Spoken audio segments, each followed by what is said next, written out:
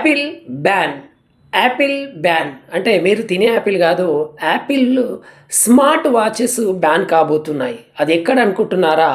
ప్రపంచవ్యాప్తంగా పాపులారిటీ సంపాదించిన Apple smart వాచ్లపై యుఎస్ఏలో త్వరలో నిషేధం అమలు కాను. ఈ నెల అంటే డిసెంబర్ 25 నుంచి బ్యాన్ అమలులోకి వస్తుందని ఇంటర్నేషనల్ ట్రేడ్ కమిషన్ ఇటీవల ప్రకటించింది. బ్లడ్ ఆక్సిజన్ లెవెల్స్ లెక్కించే ఫీచర్కి మాసిమో కార్ప్ అనే సంస్థ పేరున పేటెంట్ ఉండడమే ఇందుకు కారణం.